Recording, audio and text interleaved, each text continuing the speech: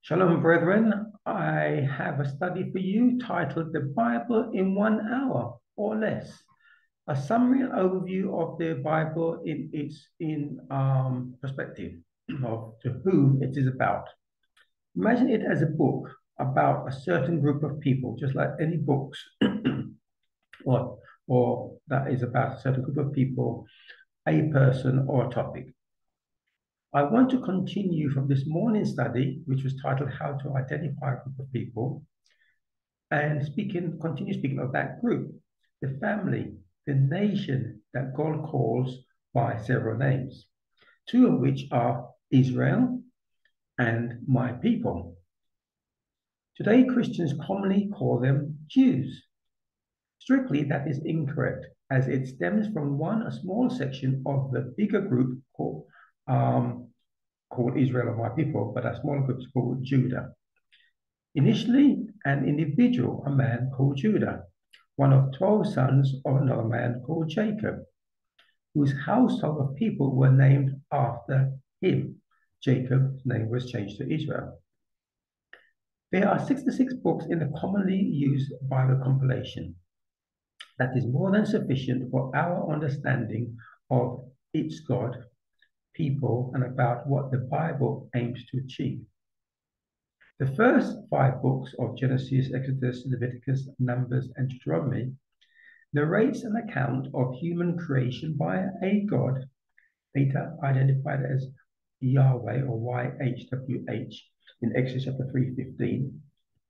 And in Exodus chapter 3:14, he says, I am that I am, and people think that is his name. No, in verse 15, he says what his name is. He says not in verse 14. Commonly, his name was pronounced Yahweh. The Bible translators of around about the 16th century, Christian translators, that is, changed the name to a title, Lord. Lord is not a name, it is a title. And by the way, neither are all of these other things that people call him, Jehovah Jireh, Jehovah Nissi. If you read the verses, they are names given to places, if maybe by Abraham or Moses. They are not names of God. God has one name, Exodus chapter 3:15. Or he has attributes. People use his names as attributes as names. They are not names. Briefly, we may all know that Genesis starts with the creation of a planet Earth, its solar system, universe, and Earth's inhabitants of creatures and humans. Specifically, Adam and wife Eve, Noah and Abraham, another man whose name God changed to Abraham. Up to Abraham, the common link in the thread is God giving humans a way to live via instructions, and most of those humans choosing not to obey. Two of the main characters who do obey are Noah in chapters 6 to 10 and Abraham in chapters 12 to 25. The disobedient start straight away with Eve and Adam in chapter 3. Continue with their son, Cain, who killed his brother Abel in chapter 4, and all other of Noah's generation except for him and his 3 sons and their wives in chapter 6. Thus, by chapter 7, all humans and livestock were killed by a flood except for Noah's family, 8 people, and the animals God told him to save in an ark.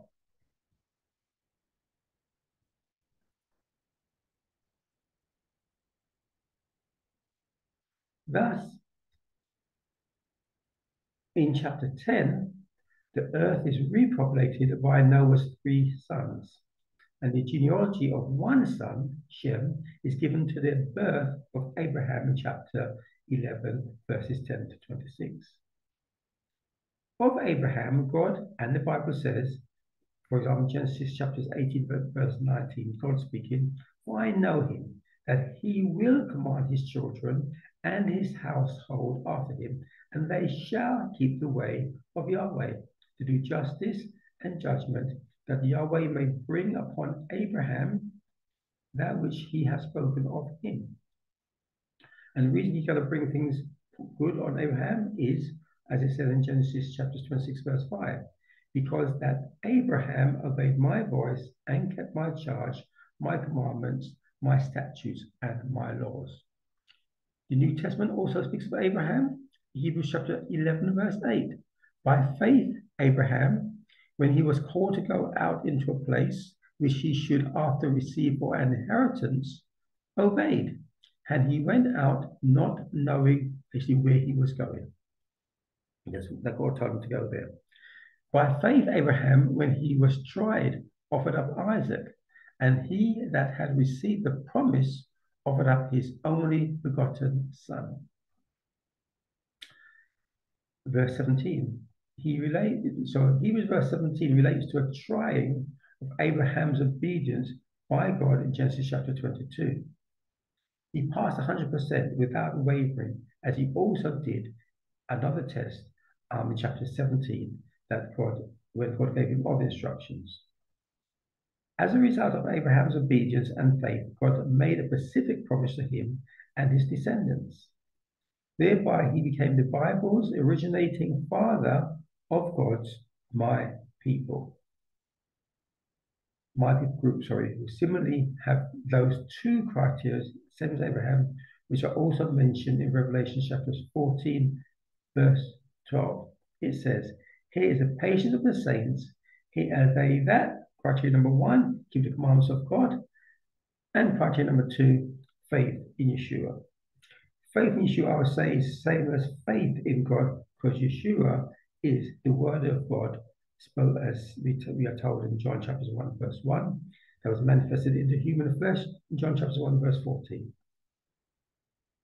The devil, God's adversary, is against this group, as stated in Revelation chapters 12, verse 17. It says, and the dragon, the devil, was wroth, angry with the woman, and went to make war with the remnant of her seed, which, criteria number 1, keep the commands of God, and 2, the testimony of Yeshua.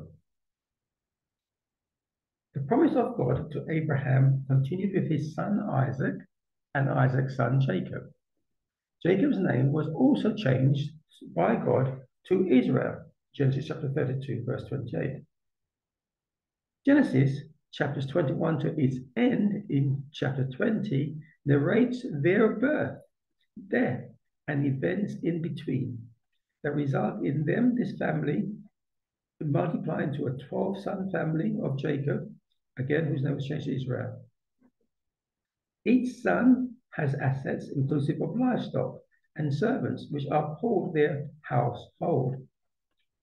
By the beginning of the second book of the Bible, Exodus, due to a famine, they end up in Egypt, where one of their brethren, a son called Joseph, was second in command to Pharaoh. It begins, Exodus chapter 1, verse 1. Now these are the names of the children of Israel, which came into Egypt, every man and his household came with Jacob, their father. And then the Bible lists the names of those households, the 12 sons, Reuben, Simeon, Levi, Judah, and so forth. So Genesis not only informs of the beginning of the world, but also this family group consisting of 12 households, later collectively to be called Israel. If you read and understand Genesis, especially Jacob's rise to riches in chapters 21 and 31, you should see the origins of his household were persons of various unknown nationalities, simply called people of the East. Genesis chapters 29, verse 1. So Jacob runs away in chapter 21 and as a one man, and returns in chapter 31 as a whole multitude of people.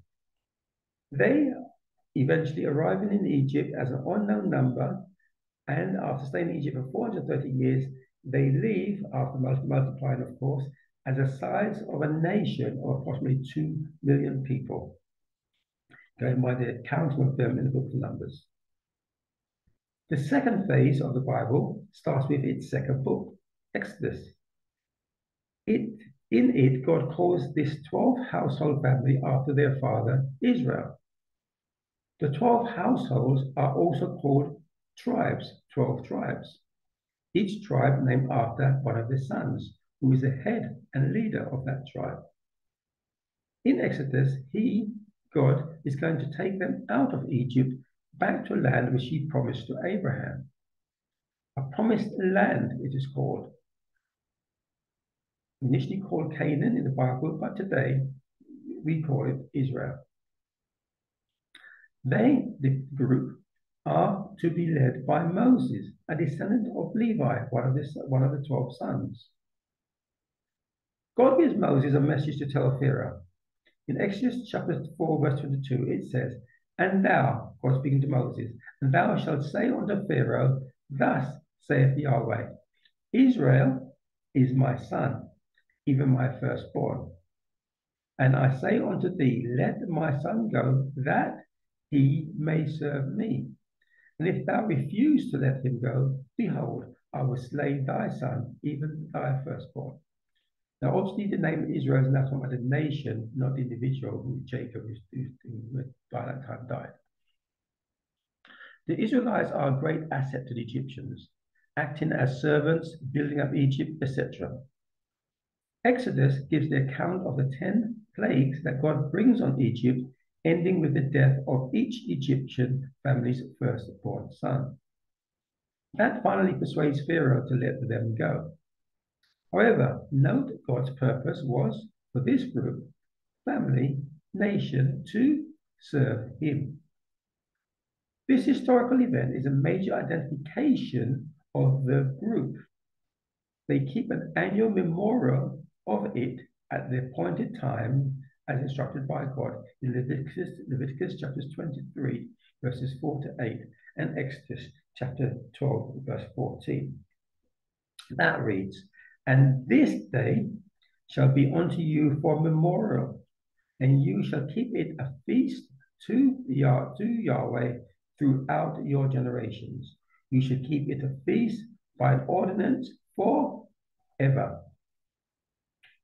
Because at verse 3, the devil creates various reasons to prevent humans obeying God and keeping this memorial, even creating a false event called Easter around the same time as Passover, and using Jesus' death to support the event. I heard today from a friend whose church is generally empty. It was packed. They have a capacity of, I think, about 800 people. And though when I visited once, and they did have maybe 100 people, but she said today it was packed, over 500 to 600 people. So celebrating Easter, which is a pagan god, and rather than going a few days before and skipping Passover. That is the deceit the devil has brought on the Christian world. Anyway, continuing. Another major identification of the group is their given way of life, commonly called commandments and laws of God, given between the second and fifth books. One place being Exodus chapter 20, commonly but wrongly called the 10 Commandments. There is no such thing as the Bible translators call it 10 Commandments title given. Again, a subtle creation of the devil to take away seekers' attention from the other instructions of God.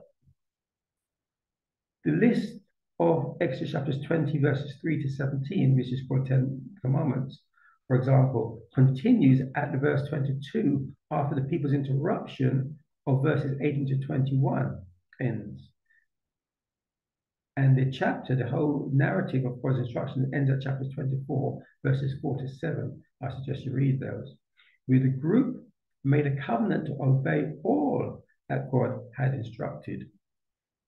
Those instructions included Exodus chapter 20, verse 8, the weekly Sabbath, and Exodus chapter 23, verse 14, 3 annual Sabbaths.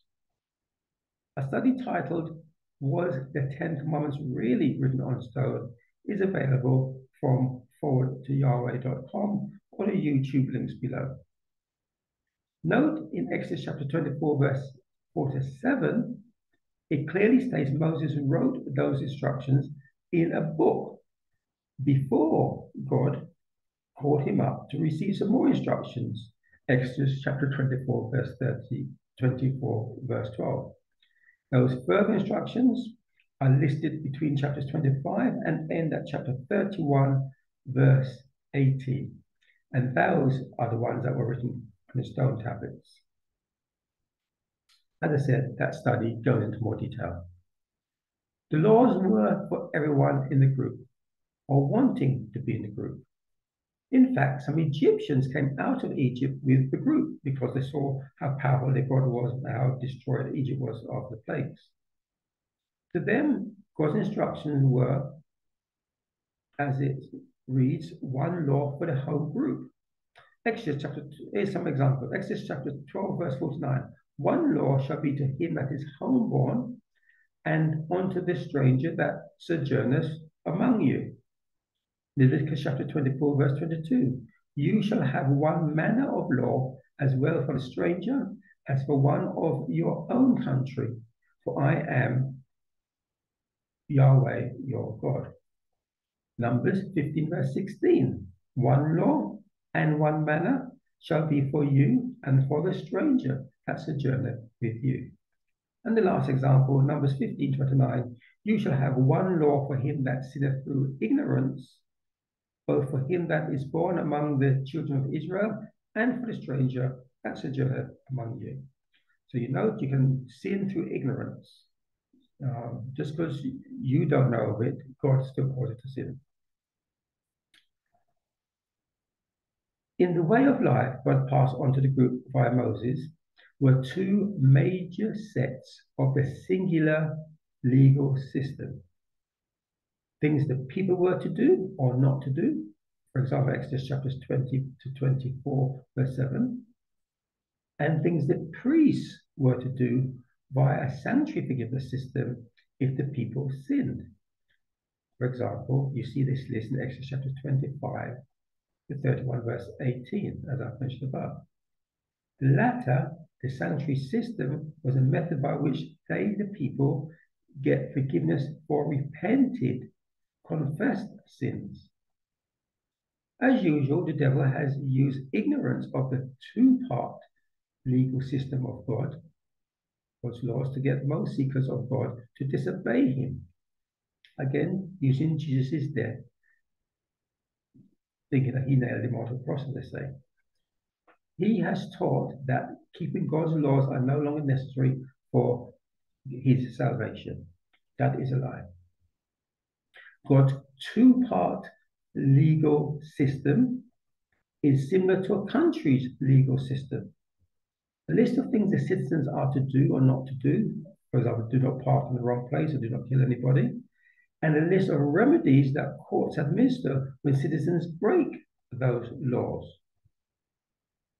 An attentive reading of the first 5 books of the Bible in which God speaks, the people either as individuals or collectively disobey and suffer the consequences of God's punishment should leave a reader in no doubt obedience and adherence was essential. One simple example is in Numbers chapter 15, verses 32 plus, where it tells of a story of a man who was killed for collecting sticks on the Sabbath day, the weekly Sabbath day. It was a violation of the laws of Exodus chapter 34, verse 14, and 35, verse 2, not to do any work and not to light a fire. The 5 books end at the arrival to the promised land with a reminder from Moses to them, to the group, or to the nation, that they obey God and the consequences of if they do not obey. That is listed in chapters 28 to 30 of Deuteronomy.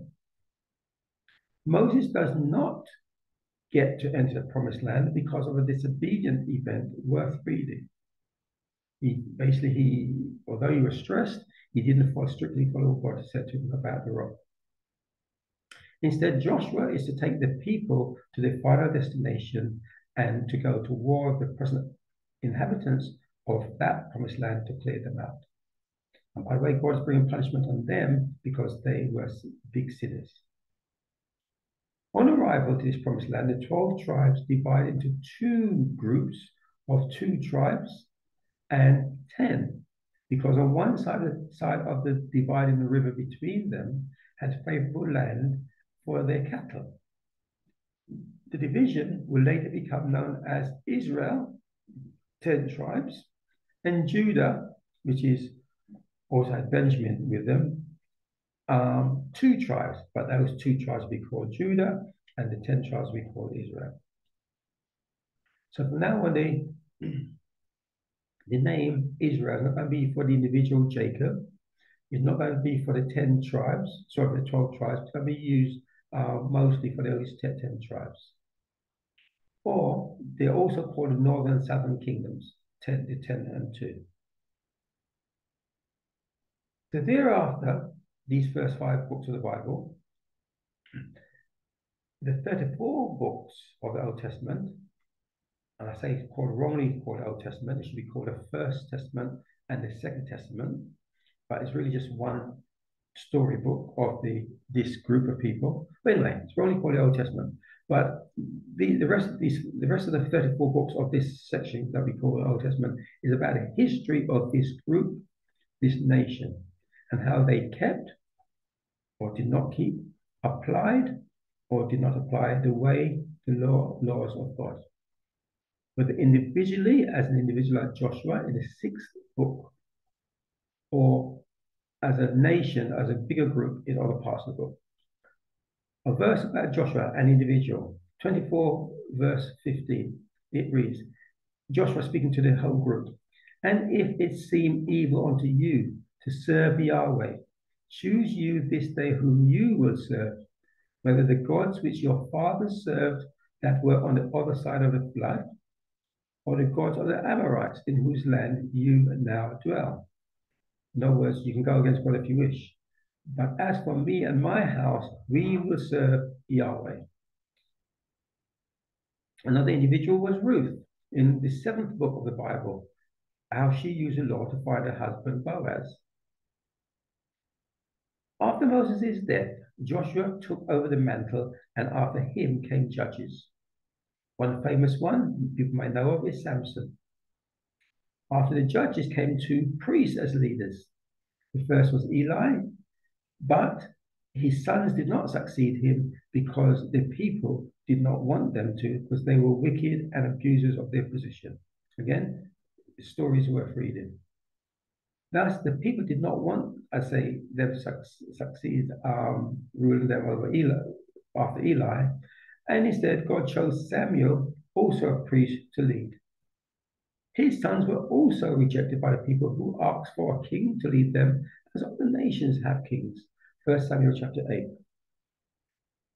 Thus, kings were now chosen to lead Israel. Initially by God, the first being King Saul, who was succeeded by David, and he was succeeded by King Solomon. Thereafter, the collective 10 and 2 tribe division were ruled by separate kings. Again, you can read how that came about. Some kings were good and some were bad. Some were young as children and others were older. However, regardless of what befell each kingdom or individuals, the narrative remains solely about the 12 tribe group. The only time others came into the narrative was when either one of the 2 kingdoms, their kings, or an individual of the group, the nation, interacted with them being the other nations, for that particular episode of the account. When the event ended, that other person or other nation who came into the narrative was no longer part of the Bible, unless or until another event involving them occurred. For example, the Bible did not mention what happened to Egypt after the plagues and after Moses with the Israelites left. I remind you of the covenant in Exodus chapter 24, verse 4 to 7. It said all that God says we will do. And the warnings they were given if they did not keep that covenant in Deuteronomy chapters 28 to 30. Well, the 10 tribes of Israel repeatedly broke the covenant, and thus brought on themselves, as Deuteronomy prophesies, the consequences. Here's a narrative. Here's a few verses that gives you an account of the event. 2 Kings chapter 17, verse 16.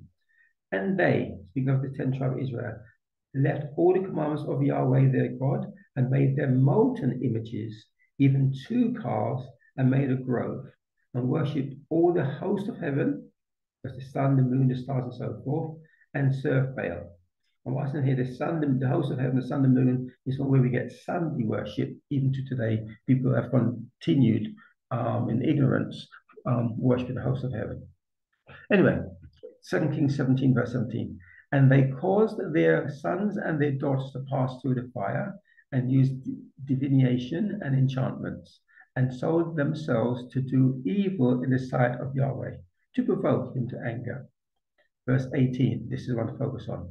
Therefore Yahweh was very angry with Israel and removed them out of his sight. There was none left but the tribe of Judah only. Verse 19. Also Judah kept not the commandments of Yahweh their God, but walked in the statutes of Israel which they made. And the Lord rejected all the seed of Israel and afflicted them and delivered them into the hand of spoilers until he had cast them out of his sight. For he tore Israel from the house of David, and they made Jeroboam the son of Nebat king. And Jeroboam drove Israel from following Yahweh and made them sin a great sin. For the children of Israel walked in all the sins of Jeroboam, which he did. They departed not from them until the Yahweh removed Israel out of his sight, as he had said by all his servants, the prophets. So was Israel carried away out of their own land to Assyria unto this day. They are all take that land and carried away to foreign nations. They became the lost tribe of Israel and shall become the subject matter of Messiah coming in the New Testament in order to fulfill God's prophecies. One place the prophecy is mentioned is in Daniel chapter 2, verse 44. It says, and in the days of these kings shall the God of heaven set up a kingdom which shall never be destroyed, and the kingdom shall not be left to other people, but it shall break in pieces and consume all these kingdoms, and it shall stand forever. Another place is Ezekiel chapter 37. I'm going to read from verse 16. Moreover, son of man, take thee one stick and write upon it for Judah and for the children of Israel, his companions. Then take another stick and write upon it for Joseph, the stick of Ephraim, and for all the house of Israel, his companions. And join them one to another into one stick, and they shall become one in thy hand. So God says, take one stick to represent Israel, another stick to represent Judah, put them together, and I will make them 12 tribes again, one stick again. Verse 19, say unto them, thus saith Yahweh God, behold, I will take the stick of Joseph, which is in the hand of Ephraim, and the tribes of Israel, his fellows, and will put them with him, even with the stick of Judah, and make them one stick. They shall be one in my hand. So that's prophecy, bring the 12 tribes together again, the 10 and together again. 2 tribe Judah also sinned, though not as bad as the 10 tribe Israel. For their punishment, they were sent into Babylon for 70 years, as God prophesied by Jeremiah. At the end of those 70 years, as was told to Daniel in Daniel chapter 9, verses 2 and 24, they were forgiven for their transgression and returned to their land via Nehemiah and Ezra, who took them there. The prophecy about them, I'm going to read a section in Jeremiah chapter 25, verse 11. It says, and this whole land shall be a desolation and an astonishment, for these nations shall serve the king of Babylon 70 years. And it shall come to pass, when 70 years are accomplished, that I will punish the king of Babylon and that nation, saith Yahweh, for their iniquity, and the land of the Chaldeans, and will make it a perpetual desolation.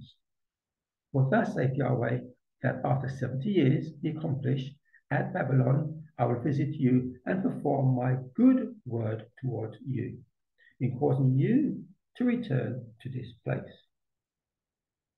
And Daniel chapter 9, verse 2 says, in the first year of the reign, in the first year of his reign, I, Daniel, understood by the books of the number of the years, whereof the word of Yahweh came to Jeremiah the prophet, that he would accomplish 70 years in desolations of Jerusalem. So that is how Judah was returned to the land. Thus, what we read in the remaining Old Testament books after Israel has been scattered, the 10 tribes, about Judah after the 10 tribes were scattered, is about Judah. God sent prophets to warn both Israel and Judah initially before Israel was scattered, but neither listened. That is the account told in the prophets part of the Bible after the law part of the first 5 books. So you say the Bible has a law part, the first 5 books, has a little bit of a history part with the kings and so forth. We cover the judges and the kings, and then it has the prophets part.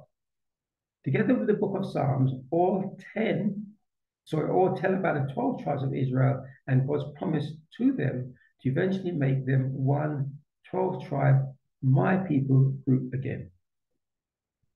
Remember, the group is composed of all who choose to follow his way, as some people of the east followed Jacob. One law for everybody. Another prophecy that is going to be relevant for the New Testament. Jeremiah 31:31. Behold, the days come, saith Yahweh, that I will make a new covenant with the house of Israel and with the house of Judah. Here's both the Israel 10 and Judah 2 tribes we mentioned. Not according to the covenant that I made with their fathers in the day that I took them by the hand to bring them out of the land of Egypt, which my covenant they broke, although I was an husband unto them, saith Yahweh. But this shall be the covenant that I will make with the house of Israel after those days, saith the Lord. I'll put my law in their inner parts and write it in their hearts, and will be their God, and they shall be my people. Verse 34, and they shall teach no more every man his neighbor, and every man his brother, saying, Know Yahweh. For they shall all know me, from the least of them unto the greatest of them, saith Yahweh. For I will forgive their iniquity, and I will remember their sin no more. So this new covenant is about Israel, not Israel and Judah, Israel. And it talks about their sin, their iniquity, that he will be forgiven. Jeremiah 31:31 is repeated in Hebrews chapter 8, verse 8, and reference to it is given in 8, verse 13 and 12:24. Connecting Yeshua's death to the new covenant with the 10 tribes of Israel and their transgression, not Judah's. As I said, read verse 33 above. That covenant being not a change in God's law, but the place it will be written in their hearts. Note in the New Testament, Judah no longer worships idols when we come to the New Testament. And this is what's intended also for Israel, the 10 tribes. By the time the Bible record comes to the period of the Messiah's birth, Judah is back in the land, Jerusalem. Israel, the 10 tribes, remain scattered into various foreign nations and assimilated into them. The Greek word goy has been translated as nation, nations, Gentile, and Gentiles, and sometimes also Greeks. To the Christian Bible reader, they are taught to be non-Israelites, but in fact are the 10 scattered tribes of Israel mostly. They get the same description as the natural inheritors of those Gentile nations or foreign nations.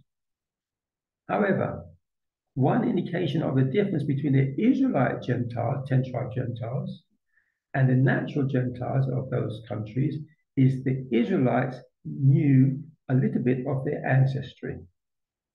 Thus, when Paul and Barnabas went to New Testament Gentiles, those foreign nations, they went into the synagogues and convinced them, the Israelites there, to believe in their promised Messiah from the Old Testament scriptures. A few of which are Acts chapter 13, 26, Paul speaking, men and brethren, children of the stock of Abraham, and whosoever among you feareth God, to you is the word of this salvation sent to both groups who want to come to learn about the same God. Acts 17, 2, and Paul, as his manner was, went in unto them, and 3 Sabbath days reasoned with them out of the scriptures, things they knew about. Acts chapter 18, verse 4. And he reasoned in a synagogue every Sabbath and persuaded the Jews and the Greeks. So we have the Israelites and the natural ones called Greeks. Acts 18, verse 19. And he came to Ephesus and left them there, but he himself entered into the synagogue and reasoned with the Jews. Now, though they be called Jews by the English translators, which I say is strictly wrong, because that really means just the tribe of Judah. But it's not the tribe of Judah. Judah is in Jerusalem, and these are the Israelites scattered all over the place. But to the translators, they call them Christian translators, they call them all Jews. Thus, the 27 books of the New Testament are still about the original 12-tribe Old Testament group. The first four called by the Gospels, tell of their Messiah's birth as promised by God in Deuteronomy 18, verse 18. That reads, God promised, I will raise them up a prophet from among their brethren, like unto thee, thee being Moses, and will put my words in his mouth, and he shall speak unto them all that I shall command him. Thus, after his ascension, Yeshua's ascension, the apostles began speaking about Yeshua, identifying him in the Old Testament, Acts, before they tried to convince the people. Acts chapter 3, verse 22. For Moses truly said unto the fathers, a prophet shall the Lord Yahweh your God raise up unto you of your brethren, like unto me. Him shall you hear in all things whatsoever he shall say to you. And it shall come to pass that every soul which will not hear that prophet shall be destroyed from among the people. But see, they start off just reminding them that Moses made a promise to send a person, and this is the person we're going to tell you about. 3:24. Yea, and all the prophets from Samuel, and those that follow after, as many as have spoken, have likewise foretold of these days. Ye, you are the children of the prophets, and of the covenant which God made with our fathers, saying unto Abraham, and in thy seed shall all thy kindreds of the earth be blessed. 3:26. Unto you first, God having raised up his son Yeshua, sent him to bless you, in turning away every one of you from his iniquities. So these all being connected to the 10 tribes, not the Christians or the natural Gentiles, to these people who have an ancestry of their fathers when all this was said to them. Another verse identifying him as a promised Messiah is John chapter 1, verse 45. Philip findeth Nathanael and saith unto him, we have found of whom Moses in the law and the prophets did write, Yeshua of Nazareth, the son of Joseph. So note Acts chapter 3, verses 23 to 26 identifies Messiah and links the New Testament recipients who've been spoken by the apostles of the Gospels to them and their ancestor Abraham, the father of God's my people group. Another verse that links the group who came out of Egypt in Exodus, received God's law in Exodus, and subsequently is Acts. So this is another verse, Acts chapter 7, verse 37. This is that Moses, which said unto the children of Israel, a prophet shall Yahweh your God raise up unto you of your brethren, like unto me. him shall you hear. This is he that was in the church in the wilderness, with the angel which spoke to him in the Mount Sinai, or at Mount Sinai, say, and with our fathers who received the lively oracle to give unto us. So here the translators call the word church, but it's really congregation, the group of people that were at Mount Sinai, which received the commandments of Exodus chapters 24, verses 20 to 24, and so on. That is the connection that's been made to the people of the New Testament and who the apostles are teaching. Acts 7:39, to whom our fathers would not obey, but thrust him from them, and in their hearts turned back again to Egypt. So they wanted to go back to Egypt. So here we see New Testament receivers have been connected back to the Old Testament ancestors.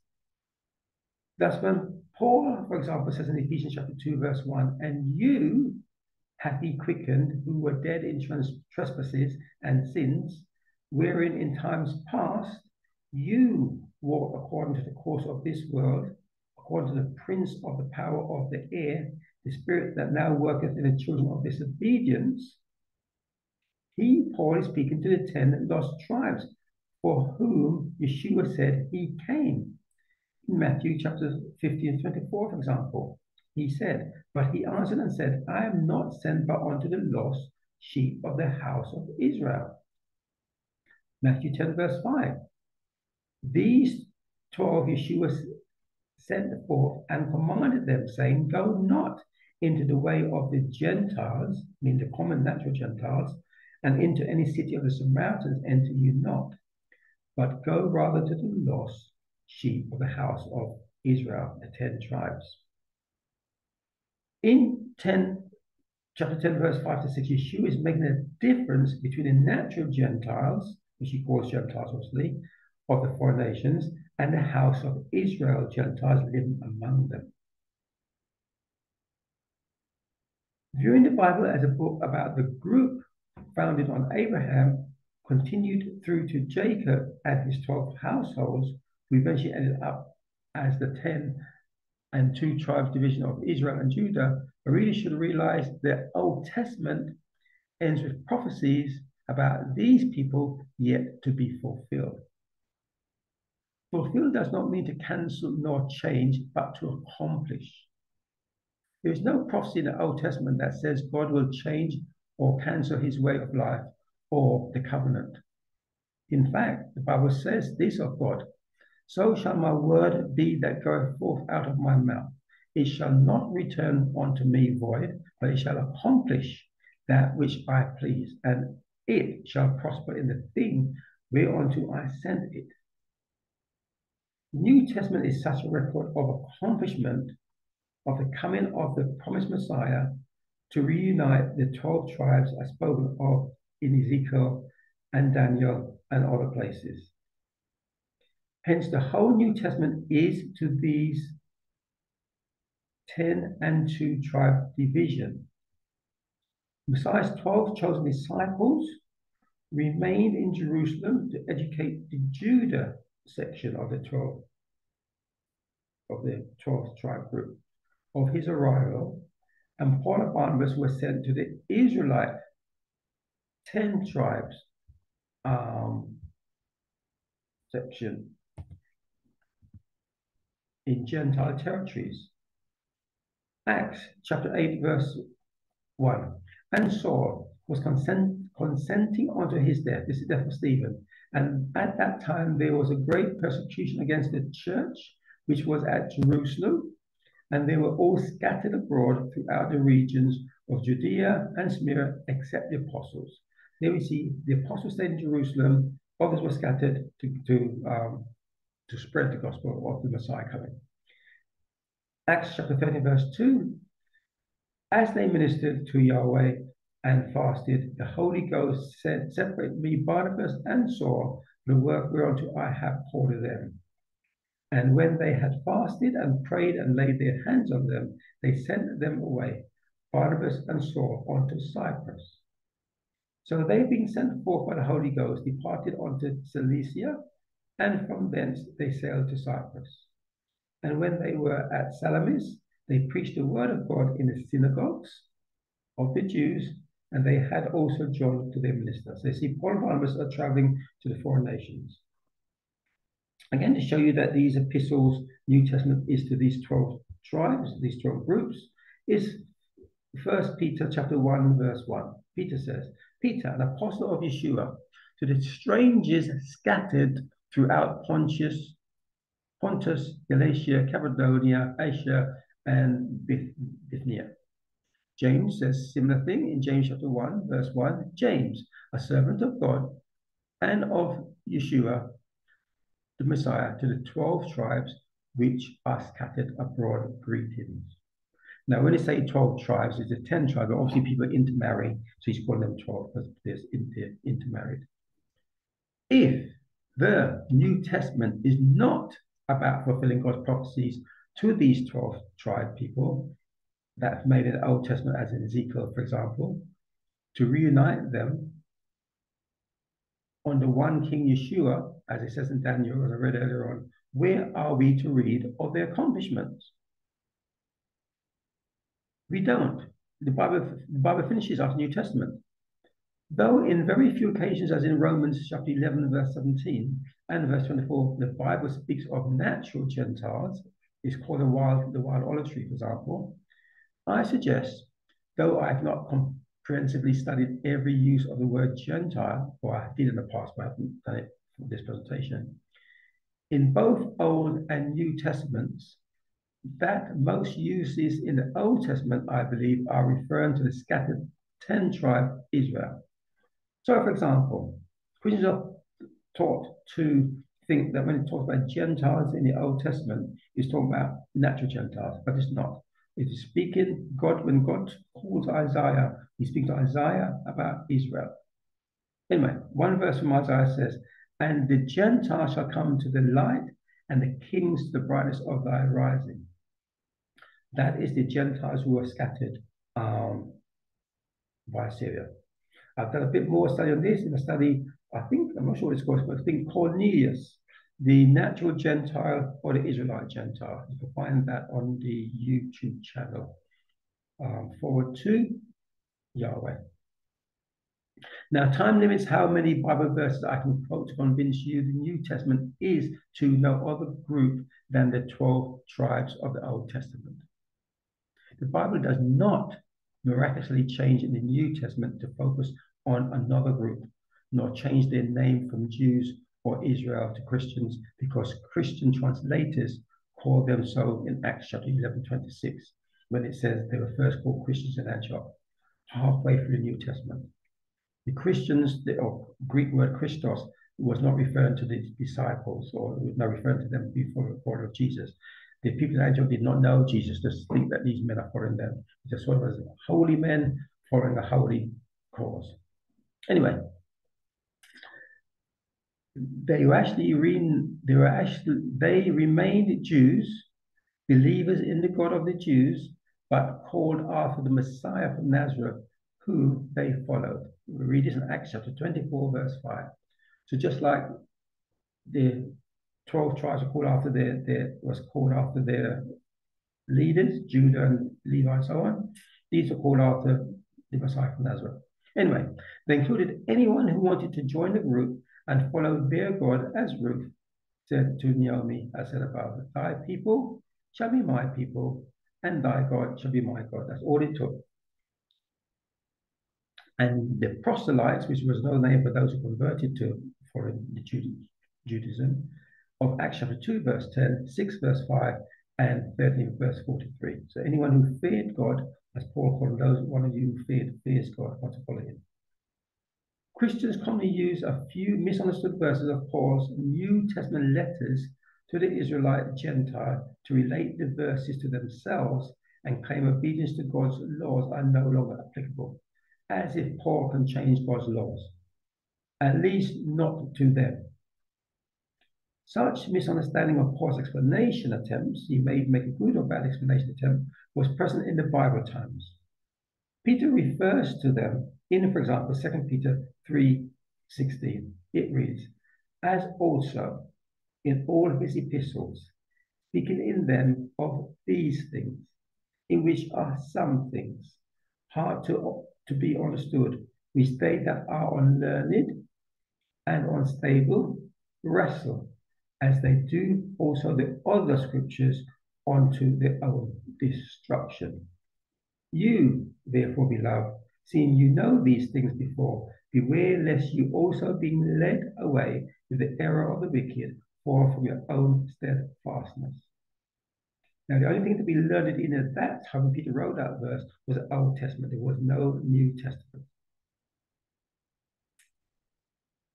One ignorance of the unlearned spoken of by Peter is Christians thinking circumcision is a law. That's what they use today.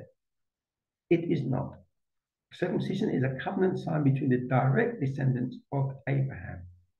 We read this episode in this case in Acts chapter 15, verses 1 and 2, where the Jews were saying to other people that they have to be circumcised to be saved. That's in verse 1. And in verses 2 and 6, you see Paul and Barnabas goes up to Jerusalem to the elders to sort out this question. And in verse 21, which you focus on, you see that the answer is no, don't let us trouble them with circumcision or teach them everything. They're going to be learning, they will come in the synagogues every Sabbath day, learning the laws of Moses. They'll be taught it all the time anyway. But some people think in verse, I think it's 19 and 20, because only 4 things are listed: not to eat things strangled, not to do fornication and stuff like that, that is all the Gentiles had to do. Stupid, because the first 4 commands are not listed there. Thou shalt have no God before me. Thou shalt not bow down to them. Murder, stealing is not in the list. So obviously, it's not saying that people can now have other gods and murder and steal and so forth. Anyway, too much to explain at this stage. Thus, Paul taught the law of God is to be kept, but not circumcision for non-direct descendants, unless they wanted to eat the Passover. Paul says, 1 Corinthians chapter 7, verse 19, circumcision is nothing, and uncircumcision is nothing, but the keeping of the commandments of God. He couldn't make it any clearer. Now, if you look at the laws about circumcision, about a stranger, they're not to eat the Passover.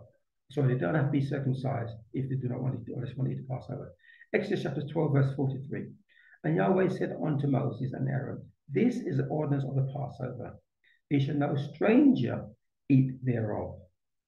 And when a stranger shall sojourn with thee, and will keep the Passover to Yahweh, let all his males be circumcised, and then let him come near and keep it. And he shall be as one that is born in the land, for no uncircumcised person shall eat the Passover, shall eat thereof. See also Numbers chapter 9, 14. So I said, everyone has to keep the law. Circumcision is not the law. Paul likewise speaks of the ignorant, unlearned people. In 1 Timothy chapters 1, verse 7. Of them, he says, they desire to be teachers of the law, understanding neither what they say nor whereof they affirm. They do not know what they're talking about. They do not understand the law. Like a non-driver telling someone how to drive a car, and they don't know how to drive themselves. 1 Timothy verse 1:8, he continues, but we know that the law is good if a man use it lawfully. Knowing this, that the law is not made for a righteous man, a righteous person does not need it, but for the lawless, and for the disobedient, for the ungodly, and for sinners, for unholy and profane, for murderers of fathers and murderers of mothers, of manslayers, for whoremongers, for them that defile themselves with mankind, for men stealers, for liars, for a perjured person, and if there be any other thing that is contrary to sound doctrine. So when people tell you you don't have to keep the law, they tell you to remain unholy, to remain a sinner, to remain ungodly, to remain separated from God, basically, and remain not following sound doctrine. If you see my New Testament studies of each chapter of each book, you should note at their end, I give the Old Testament references on where the New Testament teaching is taken. to prove there's nothing new in the New Testament. It's all been prophesied in the Old. All can be found in the Old Testament as confirmed by Yeshua. Luke chapter 24, verse 44. And he said unto them, These are the words which I spoke unto you while I was yet with you, that all things must be fulfilled which were written in the law of Moses and in the prophets and in the Psalms concerning me. So Yeshua was in the Old Testament. You can also see 1 Timothy chapter 2:15 and 3:15, I believe. Again, Yeshua speaking, Luke 24, verse 27. And beginning at Moses and all the prophets, he expounded unto them in all the scriptures. Scriptures only means Old Testament, was no New Testament then, the things concerning himself. Luke 16, verse 31. Another place he says, and he said unto him, if they hear not Moses and the prophets, neither will they be persuaded that one rose from the dead. And that's where we are now. People try and follow Yeshua, being persuaded by him, and they don't understand Moses and the prophets. They think Jesus is teaching them something different to what law and prophets spoke about him. Anyway, to conclude at the end, to conclude this teaching, at the end of the Bible, the book of Revelations, remember that neither Adam, Eve, Noah, Abraham, nor anyone prior to Israel, the nation in Exodus, was an Israelite or Jew. The criteria by which to live was obedience to God. That criteria remained throughout the Old Testament the Old and New Testaments. Summed up in Acts chapter 10:34, which Peter says, and Peter opened his mouth and said, of a truth, I perceive that God is no respecter of persons, but in every nation he that fears him and works righteousness, they sees your works, but it says not about your works. You can't work your way into heaven. They just do not understand simple English. Anyway, fears him and works righteousness is accepted with him. Again, people say you can't earn your way into salvation. That verse is clear. It's your works, what you do, that get you in. Anyway, righteousness being defined in Luke chapter 1, verse 6, which says, I'll leave you to look it up. They were both righteous, keeping the commandments of God, basically. So also Deuteronomy chapter 4, verse 6, chapter 6, verse 25, Psalms 119, verse 172, that's a good one. But one I will point out to you is Isaiah chapter 1, verse 7. Hearken unto me, you that know righteousness, the people in whose heart is my law. So only those that have God's law in their hearts know righteousness. Others are just designed to be teachers of the law and they don't know what they're talking about. Anyway, righteousness is opposite to unrighteousness, which is sin. As defined in 1 John chapter 3, verse 4, whosoever commits sin transgresses also the law, for sin is transgression of the law. He that commits sin is of the devil. They are unholy, they are ungodly, they are not of God. Israel is mentioned right at the end of the Bible in the book of Revelations. In chapter 7, verse 4, it reads, and I heard the number of them which were sealed, and there were sealed 144,000 of all the tribes of the children of Israel. Chapter 7, verse 5 to 8 lists the 12 tribes and 12,000 of each being sealed. Immediately follows Revelation chapter 7, verse 9, which reads, after this I beheld and lo, a great multitude, which no man could number, of all nations and kindreds and people and tongues, stood before the throne and before the Lamb, clothed with white robes and palms in their hands. That shows any one of God's created humans can be in the number on the condition they meet the criteria of doers of his laws, as was instituted from creation. Revelation 22, verse 11 says, he that is unjust, let him be unjust still. He So yeah, let him be unjust still. And he which is filthy, let him be filthy still. And he that is righteous, who keeps God's law, basically, let him be righteous still. And he that is holy, let him be holy still. Blessed are they that do his commandments, that they may have right to the tree of life and may enter in through the gate of the city. For I testify unto every man that hears the words of the prophecy of this book. If any man shall add unto these things, God shall add unto him the plagues that are written in this book. And if any man shall take away from the words of the book of this prophecy, God shall take away his part out of the book of life, and out of the holy city, and from the things which are written in this book. So for further studies, as I said, you can see the website, Forward to Yahweh, and those are some studies I suggest to start you off, as well as the ones I mentioned above, about what's the Ten Commandments written on stone. And for the YouTube channel, you can look up Forward to, that's one word, Yahweh YouTube. Do not get confused with the ones that has three words, Forward to Yahweh. It's a totally different site. Shalom until we study again.